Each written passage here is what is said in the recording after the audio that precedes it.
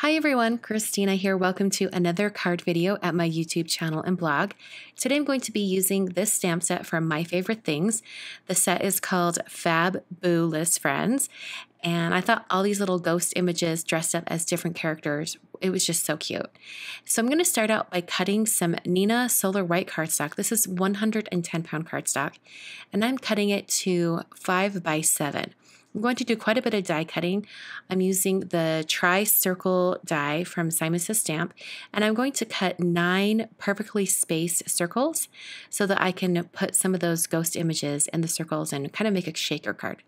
So I'm first marking where the 2.5 inch mark is on this piece of 5 by 7 cardstock. Then I'm drawing a vertical line. So that's exactly in the center.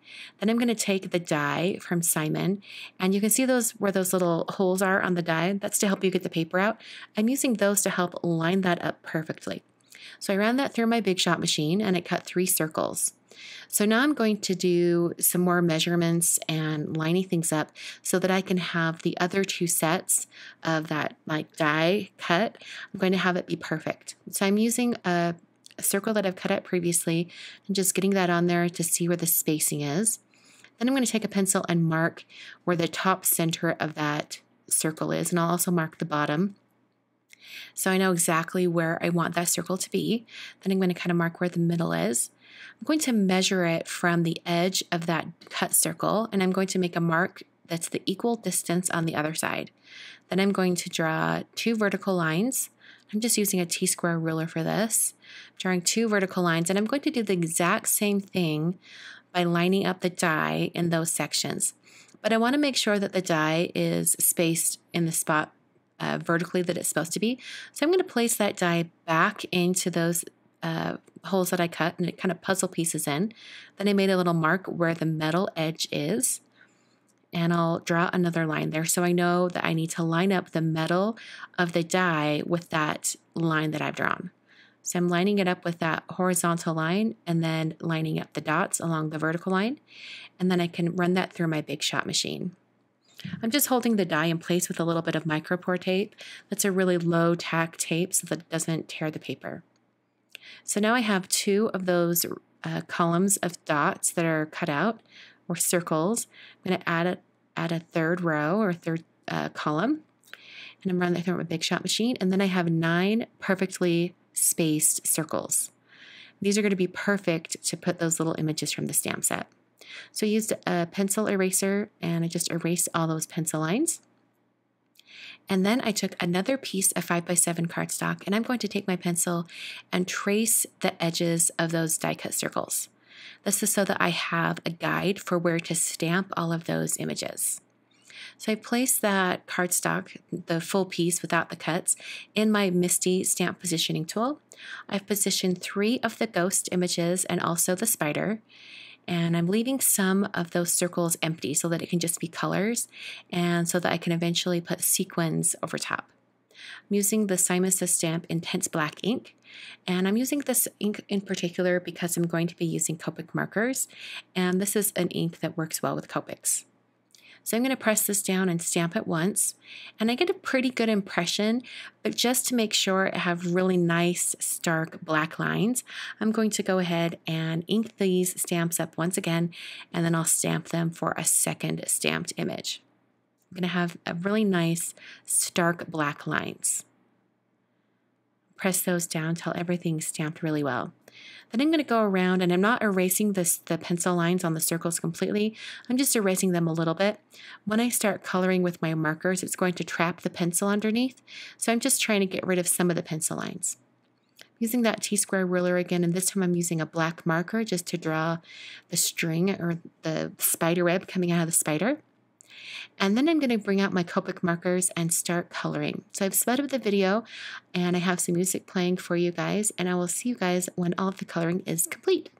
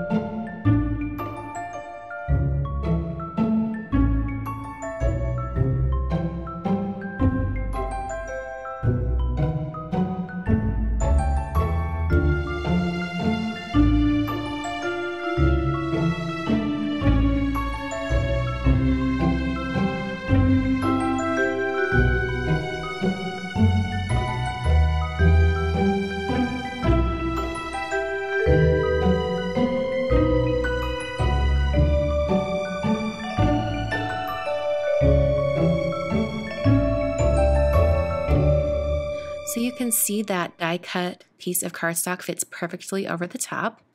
These are going to look really great once I start building the shaker area of the card. So I'm going to worry about the card base now. This is going to be a finished card of 5x7. So I have some cardstock here that's cut to 10 inches wide by 7 tall. And I've scored that at 5 so that when I fold it, the finished size is 5x7. So now I'm back in my MISTI stamp positioning tool, and I'm using a grid transparency sheet to help guide me as I position this greeting stamp in my MISTI tool. And this is going to help me get it perfectly straight. And then when I come down and I pick it up with the door, it takes that transparency grid with it, and I can just remove that. I'm using the same black ink. You can use any black ink, but I tend to always use the same black ink on a card, even if I don't necessarily need it to be, like I'm not going to be coloring over the top, because I want the blacks to all match and look perfect.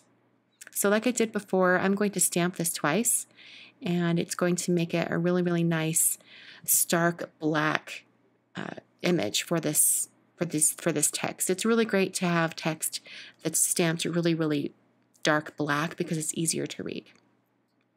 So I have that all stamped. I'm going to turn it over, and I'm going to add all of the adhesive. But before I do that, I'm going to cut it down so it's super narrow, and I'm also going to first adhere the window plastic or the transparency sheet that's going to create the front window of this shaker card. So I'm going to set the foam adhesive aside for a minute, and I'm actually going to put on the transparency sheet.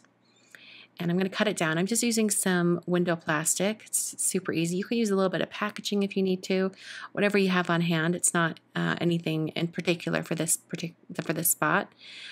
As far as adhering it to the card, I'm just using some Ranger Multimedia Matte. I've just gone around all of those circles, kind of scribbled around some adhesive, and then pressed that transparency down. And I'm going to hold that with my fingers and press it down for a little bit, because I want to give it a chance to dry before I move on with the rest of the card. So I've put together some foam tape. That was what I was just cutting, and that's 2 layers of foam tape. So I'm going to add some foam tape around the circle areas and on the bottom because I want everything to be really even and flat once I have the card together. So after I have those on, I'm going to go ahead and take that really skinny strip of adhesive and wrap it around each one of these circles. And if you take the release paper off the front and back, you'll be able to manipulate and bend that foam tape so it goes around these circles really easily. So I'm only going to be using some sequins inside these shaker areas, so I don't necessarily need the foam tape to be perfect around the outside. If you were going to do glitter or seed beads or anything smaller than sequins, you might want to make sure that you have a really tight closure where those ends of the foam tape meet. But I didn't need to have a super precise one, so I just used scissors and cut it and kind of bent in those edges to make sure they met. So I'm going to place the colored piece side by side, and the colored piece, these are actually go together, sandwiched together, and I just have them side by side so I can plan where I'm putting the sequins. I love using sequence mixes for shaker cards because it's so easy to get a nice mix of colors. And I'm going to just place the purple mix where let's see, it looks like where the black background is and where the purple background is. And I also added in some orange and silver as well in the other spots where it's just a solid color. Then removed all of that release paper on the back of the foam tape. And I'm going to place the colored piece really carefully on top. I want to make sure I don't bump it or get any sequins that get sandwiched in there, because then I won't have a tight fit. So I'll press that down, and I'm going to take my fingerprints or my fingertips and walk them along each one of these circle foam areas, because I want to make sure that it's pressed down really evenly and I have a nice tight seal so that the sequins don't escape. There's nothing worse than getting a card in the mail and having the sequins filling the bottom of the envelope because the shaker card broke open. So you can see how fun that is, just those sequins in those solid areas. I'm going to add some adhesive to the 5x7 card base that I made earlier, and then I'll place the entire shaker area right on top. So this is a nice heavy card, so it's going to survive going through the mail. And I absolutely love this greeting, a ghost hug for you. You can't feel it, but it's there. I like it because I get to use some of these fun Halloween images, but it's not like a happy Halloween card. I don't really send Halloween cards, but this one I could send because it just has Halloween images around Halloween time. Thanks for watching, and I will catch you guys in another video very, very soon.